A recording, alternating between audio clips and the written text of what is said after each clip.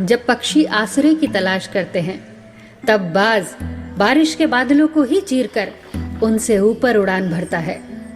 आकाश में जिसका आधिपत्य होता है, उस आकाश के राजा बाज के जीवन में भी एक मोड़ आता है। बाज लगभग 70 वर्ष जीता है, परंतु अपने जीवन के 40वें वर्ष में आते आते उसे एक महत्वपूर्ण फैसला करना होता है।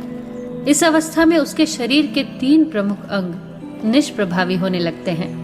पहला, पंजे, जो लंबे और लचीले हो जाते हैं, वो शिकार पर पकड़ बनाने में अक्षम होने लगते हैं। और दूसरा, चोंच, जो आगे की तरफ मुड़ जाती है और भोजन को निकालने में मुश्किल पैदा करने लगती है। और तीसरा, पंख, जो भारी हो जाते हैं और सीने से चिपकने के कारण पूरे खुल नहीं पाते और बाज की उड़ानें सीमित हो जाती हैं।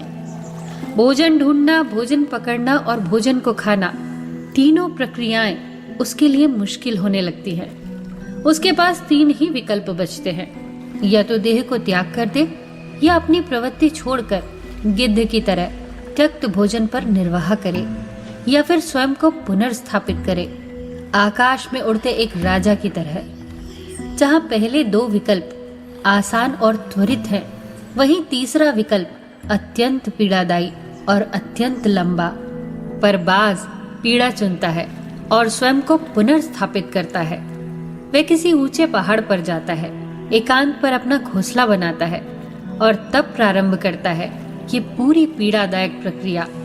वो अपनी चोंच को पत्थर पर मार मार कर तोड़ देता है। अपनी चोंच तोड़ने से अधिक पीड़ादायक कुछ भी नहीं है पक्षीराज के लिए।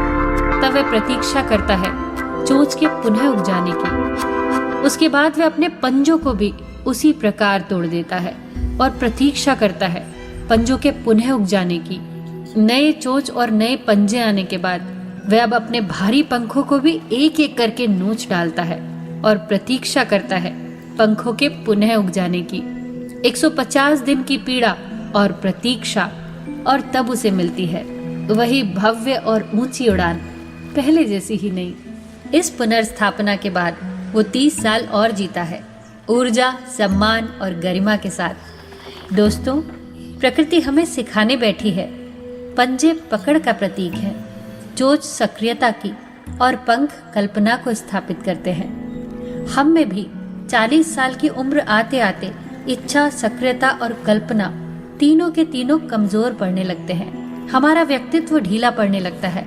अर्ध जीवन में ही जीवन समाप्त प्राय सा लगने लगता है। उत्साह, आकांक्षा, ऊर्जा सब अधोगामी हो जाते हैं।